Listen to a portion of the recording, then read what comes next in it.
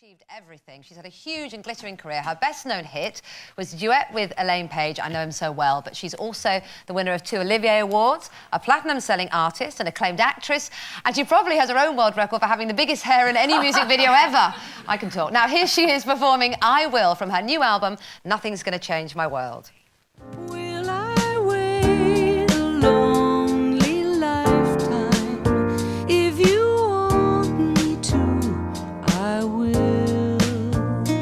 And if I ever saw you, I didn't catch your name, but it never really mattered.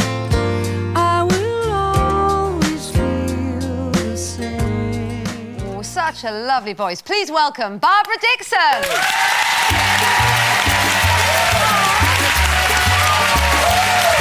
Hello, darlings. How are you all, darlings? Hi. Hello. Lovely to see you. I feel like I'm having an interview. I know. We'll let you know if you got the job at the end of it. Oh, good. Okay, I better fit in. We're going then. to talk about your new album and everything coming on, but we've just been talking about drink and drug addiction. I've been listening. How to cope with it. And, Yeah. of course, the music industry, there's so many that have been touched by problems with addictions there. Is there a simple answer, do you think? Is it a question of giving money? What's the way I was forward? very interested in everything. I'm not trying to hedge my bets, although I am a Libran, and this is what we do all the time. But actually, I did agree with something Denise said, which was the thing about you can't really abandon people who are in the grip of this, but the fundamental thing I said to the researcher before I heard you talking was people should not be given money continuously if they don't want to help themselves to kick the habit, whether it be drink or drugs.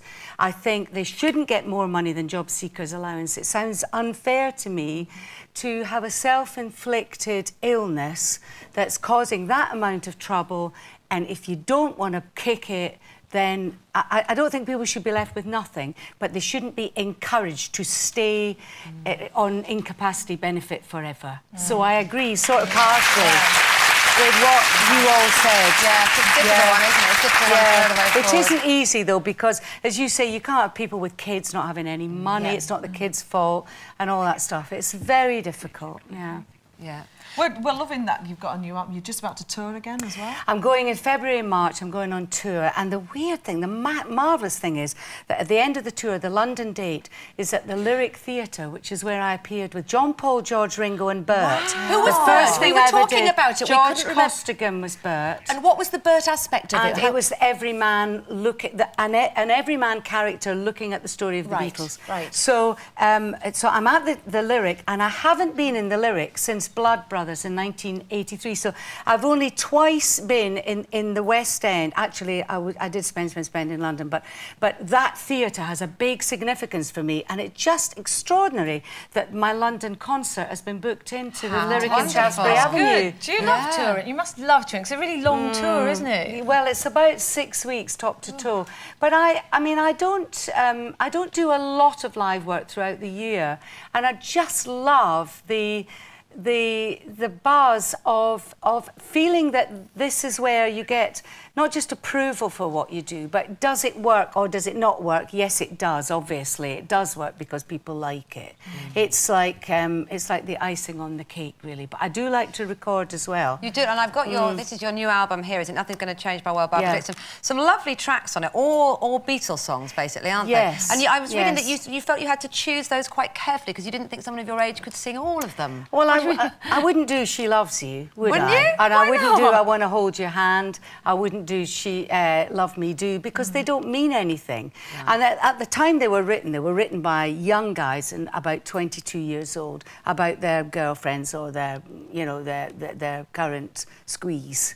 So it's not a thing that Are there any I duets go. on that, Barbara? Because obviously a lot of people, of course, remember your famous duet with Elaine Paige. Yeah. Is there anybody particular that you would love to duet with? Because I was quite surprised in your biog that you were a bit of an Eminem fan. Is that right? I love Eminem, but actually Midge Ure is on that album. Oh, is he? We sing I'll Be Back. I don't know if you know that. It's a beautiful Beatles song.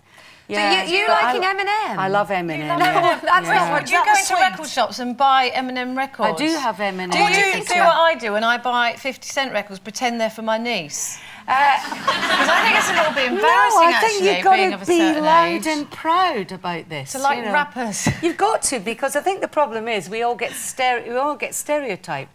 If someone like you or me can't buy an M&M record or 50 Cent, then I think it's a very prejudiced world. Well, it is, I know. Are your kids but- into M&M as well, or just you? No, I like M&M. He's my big favourite. I loved 8 Mile. I thought it was great. Oh, no, it's great fun. Now, listen, we can't let you go without shaming and embarrassing. We've been talking about our embarrassing moments. Oh, Have you yes. ever shamed yourself, got naked?